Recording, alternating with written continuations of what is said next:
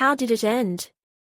Author Orpheus for Reading 3 Minutes published on the 21st of May 2021 updated on the 21st of May 2021. The series begins with a young nurse Xiaoxia and her fiancé about to leave to live and work abroad. The couple is happy and full of hopes for a bright future. But suddenly the mother of the protagonist falls ill, heart problems.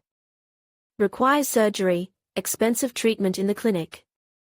Xiaoxia is forced to stay in her hometown to help her mother. Money to pay for medical services. She has no money. She begins desperately looking for some work. Vlad, a visitor of the clinic, who became a casual witness of the heroine's conversation with the chief doctor about the deferral of payment for treatment, offers the girl a well-paid job. A caregiver to his acquaintance widow suffering from severe depression is required. Xenia agrees. There are many skeletons in the closet in the house of the rich. Olga, being depressed, is very rude and unstable, takes a lot of psychotropic drugs. She has a teenage daughter Masha, has a difficult character, bad relations with her mother and refuses to eat. In the house also lives an old family friend Vlad. He invited Xenia to work, a good-natured housekeeper and a very suspicious guard, who wants to know detailed information about everyone. Xenia gradually establishes relationships with all family members, first of all with Masha. She does her job faithfully, and gradually her relationship with all the family members, or except the guard, warms. Suddenly the family is invaded by a young man Andrei, who gets acquainted first with Ksenia, then with Olga and Masha. Everyone has a premonition that Andrei has appeared for a reason, and has something to do with family secrets. Between Xenia and Andrei there is a mutual sympathy. How did the story end?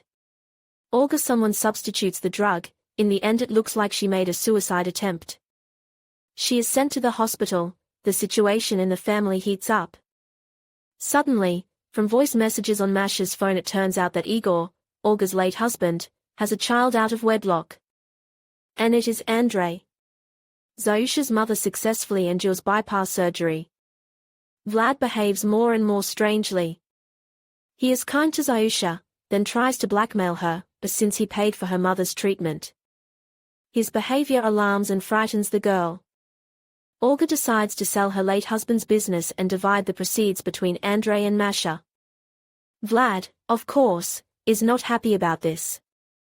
He decides to fire Xenia, doing it very rudely.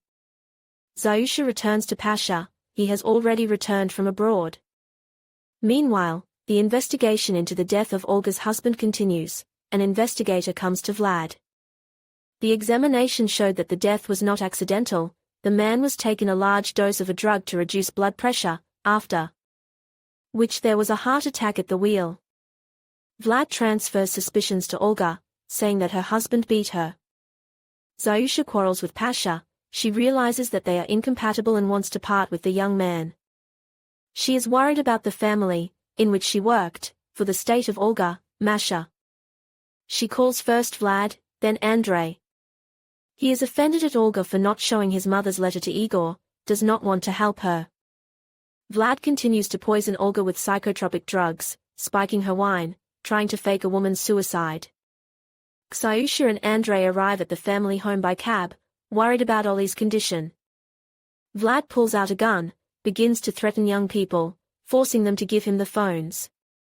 Xiaoxia bursts into the house and finds the woman half alive, poisoned with pills. Vlad points a gun at her and intends to kill her. But the girl is saved by Andrei, who is wounded in the stomach, hitting the criminal from behind. Ola manages to survive. Her daughter Masha is next to her. Their relationship has improved. With Andrew, too, all is well. He is taken care of by loving Xiaoxia.